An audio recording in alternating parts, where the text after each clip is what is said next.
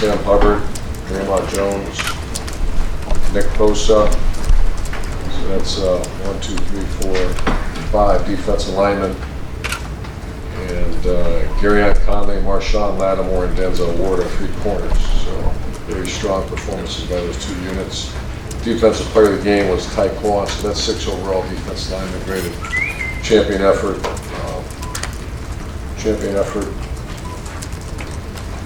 And 3 of the back end, 3 of the corners.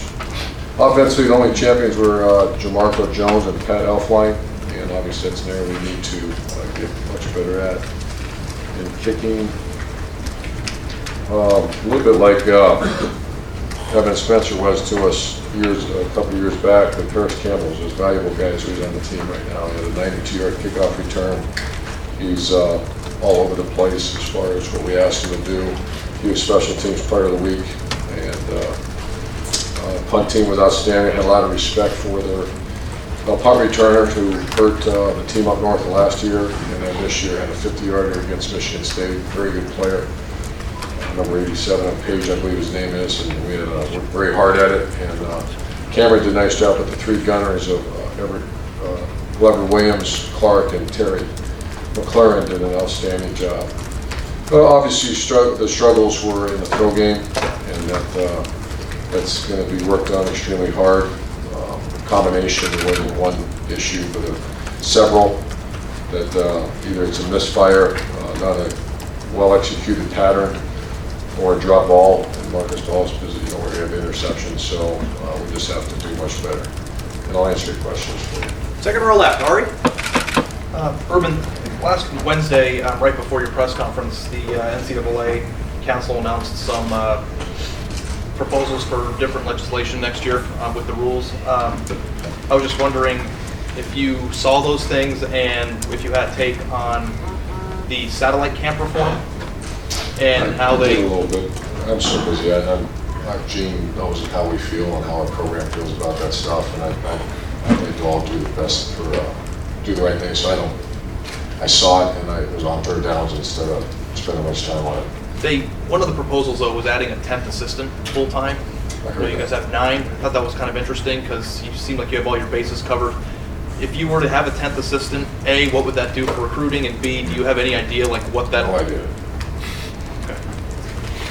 Just another... I guess Gene had to build another office around that. I think these are great conversations. It's another thing, but it's a hell of a time to be voting or something. They don't vote till April. Okay. Thanks. Front row right, Bill. You guys looked so good for 4 weeks, and then you had the little hiccup with the passing game. Is it something that you think is actually good in the long run? Okay, it's not going to be a smooth ride. We need to get some things fixed, make sure that there's no complacency. I think urgency, that's a good question, Bill, and I think urgency is always good. Absolutely. Especially proactive conversation as opposed to reactive. I say that to our staff all the time. And that's forever branded on my heart, is that you don't attack a team when you lose a game. You attack them and you win the game and don't play well. And so we're attacking and there's urgency, and we have very good players and very good people. So very well said, and that's correct. And Wisconsin's obviously coming off an off week, had 2 big wins.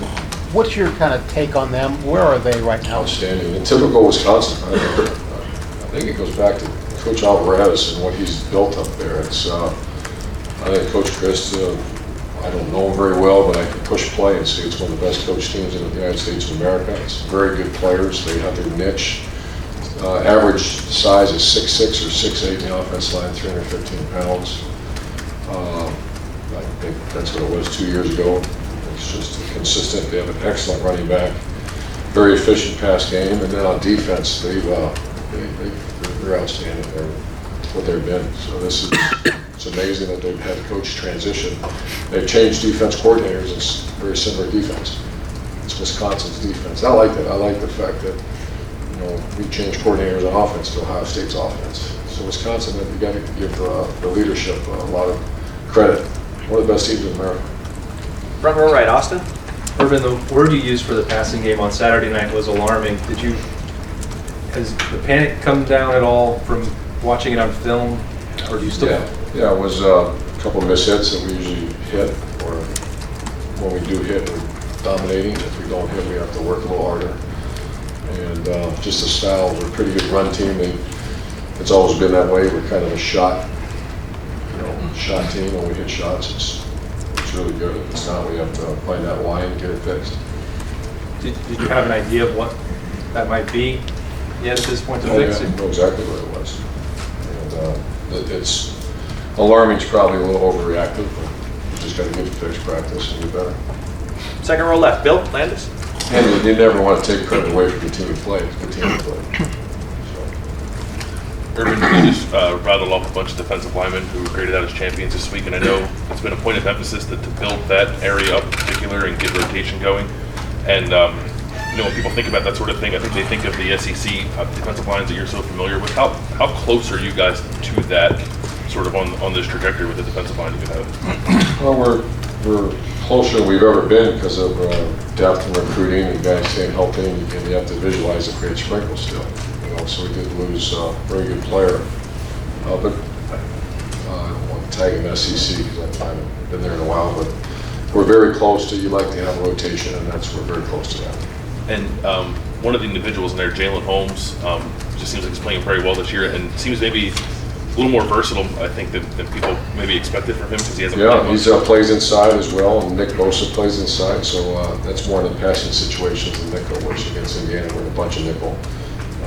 This week we will not be, so there's going to be more stationed there with the defensive end. But Jalen's playing well, and there really is no two starters; it's three starters. That's harder than Jalen, and Bosa's not far behind. Far right over here, Don. Urban, just want to get your take on Zeke. He had another huge day yesterday. Leads the NFL in rushing. And his 546 yards is the fifth best start in the history of the league. Wow. The job he's doing. Yeah, I didn't see it. His mom texted me. She keeps me posted on how he's doing. So Sundays are busy work days, so we don't get to see much. But very proud of him, and it doesn't surprise me because we think he's that good. What are the benefits with a guy that wears his Buckeye, very proud? What does that mean for recruiting and just having a guy like that? If you follow all that Twitter stuff, it means a lot. We beat that to death. And we're very proud of the old boys when they come back. Mike Thomas is with us. Titus Powell's with us on the weekend. This is Mike's second visit back in the last 2 months, so that's the way it should be. One thing about Ohio State, it's always kind of been that way. It's the spirit of Ohio State. I remember that back in the days when I was here in 1986, 87. They always come back. First of all, Columbus is a great city. Ohio State knows how to take care of their players, and they enjoy their time here. Front row middle, Dave. It was windy on Saturday, and bad weather obviously affects all quarterbacks, some more than others. Is it a concern at all that JT seems to not throw the ball well in bad weather? You're saying there's supposed to be bad weather? No, I mean this past Saturday it seemed like it was windy, and even early in his career it seems like he's struggled in bad weather. I know all quarterbacks it affects them, but That's a concern, but both quarterbacks have to play in it. But JT's fine. JT's going to play well, and that certainly had nothing to do with what happened Saturday. Low breeze, and that was not a problem. how can a coach work on passing in bad weather? Like, would you take the guys outside during a rainy day or something like that? I hate it, but yeah, we do it. We'd rather not, but we do it, absolutely. And then it's not just the quarterbacks, the receivers, and we got to get a couple of those in the bank. Front row right, Tim. Yeah, Urban, when you looked at that passing game, and you touched on it a minute ago, but how much of it was like sort of still inexperienced, maybe youngish receivers, maybe not coming back for the ball, being aggressive with the ball, things like that? I mean, what did you see when you kind of like really The first thing I up? saw was a couple of missed hits on deep ball, 10 yards, one was 8 yards behind a guy, one was 10 yards behind a guy. For whatever reason, one guy got a little bit of pressure, we had to reset our feet, we were behind Curtis. James Clark was running up and down the sideline, and we were a little bit out of the pocket instead of being in the pocket. Those are two examples. We had a couple plays called where we ran poor routes too. I don't want to name names, but there are a couple names, or a couple guys that just ran very poor routes. And that tends to, if you look up at the scoreboard, you're up by two scores in the second half. our job is to win the game. We're playing very good defense. We have the best punter in America. I know it's not what everybody likes. I don't like it. But get out of that thing with a win and let's move forward and get better. And that's what happened. What does it do for like a group like the guys you just named, William Hill, Robert Landers, I don't think you named Robert, but Nick Bosa, to make a play, to be in on a play like that with the game sort of hanging in the balance? What does it do? Fourth down? Yeah, fourth down play. I mean, yeah, you've been around it. What does it do for players? I mean, what does it do for you from a confidence standpoint as a Well, coach? the defensive line's walking on, they're walking around here like they're king of the hill. And, they played very well. Bright-eyed, we showed that entire play, the entire team on, when was it, yesterday? So yeah, it's just your peers respect you, you get rewarded for it, and like all elite warriors, you wait for your next mission. That's what those guys are doing. And when you look at Wisconsin, you talk about Wisconsin ball with the Watt kid on the play on the outside and things like that. What just stands out about them most defensively? If you could put Play hard and very well coached and played. I mean, their hair's on fire. Yeah. And it's been that way for quite a while. I have to think we like to use the word culture around here, and I'm sure Coach Christ and Coach Alvarez is very proud of the culture in Wisconsin. They should be. Second row middle, Ryan. I think y'all are something like 116th in penalties per game so far. Is there anything you attribute that to, and is there anything other than just continuing to gain experience that can fix that? I didn't know that. That's obviously, I'm going to go check that right when we leave here. I just saw stat. We're only like in the top 5 in penalties. I mean, something like 8 or 9 per game. Is that a true statement? Fact check. You've Fact taken check. 34 penalties this year. Wisconsin's taken 18. I don't know. I'm going to research that when we get out of here. I don't think that's been a huge problem. That's obviously, we threw that stat. It's a little long. What do I attribute that to? Yeah. Depends on the penalties. We'll figure that out. Second row right, Rob. Urban, you said Saturday that JT may be a little bit too much of a security blanket for you. I assume that's understandable on one hand. I assume Tim Tebow, Alex Smith, might have been others pretty good players. Braxton Miller, Yeah, exactly. How do you, Cardell Jones, Kenny Guy. they had a few. How do you get away from that, I guess? I mean, We don't. So it's part of playing quarterback in this offense. You're one of the best players in the country. We're going to play you. Use you. Do what you do well. So we're aware of it, and have to be somewhat intelligent about how we do it, but go win the game.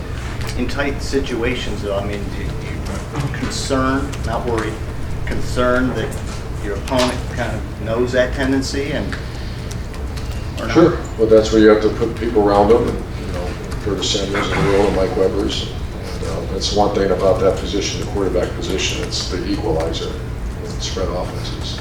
If they can load up to stop the run, it's hard to load up to stop him because he's the next. It's single one a little bit, so just can't lean on him too much. Second row left, Lori. Coach, we're talking to your players that, as they were diagnosing last year, they said one of the things that they maybe wish they had done better was handle a win where there was still some disappointment, like it was still a win. Raekwon said wins didn't feel like wins. JT said they got to the point where they tried to be too perfect. This might be the first game this year where you've handled that challenge. Are they handling it better than last year? Yeah, we talked about it, and I heard that too, and I don't know, elite people, elite performers want to play very well, enjoy the win, make your corrections and move on, so I have to be aware of that and watch it, and I think you just have to be aware of it. But that's, JT maybe didn't play very well, didn't play very well, and we're not hard on him, he's more hard on himself, or Noah Brown, or Terry McLaurin. They're trained very hard to be very good at their job, so they're enjoying their wins. And it's just the way we do business around here. You're expected to play great, keep moving forward. You talk about attacking issues after a win where you've maybe left some plays out there. How do you monitor whether the guys are attacking themselves more than you ever could? How many teams do you have that are like that? Oh, the better the player, the more they're hard, the more difficult, or they're more difficult on themselves. Oh yeah, that's something to keep an eye on and try to lighten things up as much as you can. But these guys are, the positive thing about here, there's very elite performers in this room. And elite performers go enjoy your victory meal, get better, but let's come in and enjoy the win, hug your teammate, hug your brother, and let's move on and find a way to get ready for Wisconsin. Far left, Matt? This is the first of 2 games in a row that you're going to be playing against teams that have an extra week to prepare for you, bodies. Do you have to, does it change anything that you do in terms of awareness that maybe they're going to post a curveball, or Wisconsin, as you said, their culture is, you're pretty sure what you're going to get, you know what I mean? You always have to be ready. Bye weeks create a little bit of an indecision. This kind of outfit is they know what they do and they do it very well. It's also a concern of 2 night games back to back on the road, so just the wear and tear. I am more familiar or spending more time on that. But anytime you go into bye week, you just be aware for a couple curveballs that you haven't seen. This late in the season, you don't see a whole list of changes to offense, defense. This is probably an obvious question, but you guys have scored in the last 30 seconds of a half in every game this year. Defense did it in Tulsa, obviously Chris Campbell said this one, but can you speak, how big is that? Well, you realize that they scored, and then they scored again at the beginning of the second half, and we'll be a tie game if we didn't answer with that one and then answer again. So that was a huge play of the game. And anytime you take a sense of momentum in the locker room, that creates a little more positive energy as you come out in the second half. And final question, front row left, Doug. Urban, when you're playing a really good team like this, or any game you expect to be tight, can you, I don't know if you can put it in the game plan, but do you sort of figure we have some dynamic playmakers, somebody's gonna pop something at some point that for us it's good that maybe we don't exactly plan for, but that one of these swing passes to Curtis Samuel might just go for 50? Like, do you sort of have that confidence when you have dynamic guys that they'll do things that you almost can't plan for? Yeah, and that's why just the chance, Curtis touches the ball 10 times, there's a chance 2 or 3 of those are going to be plus 20, plus 30 yards because he'll make someone miss and he's got elite speed. That's absolutely a big part of why we do it. And I think the comment was made that we didn't get the ball enough to Curtis, which is probably a true statement because he's a big play waiting to happen.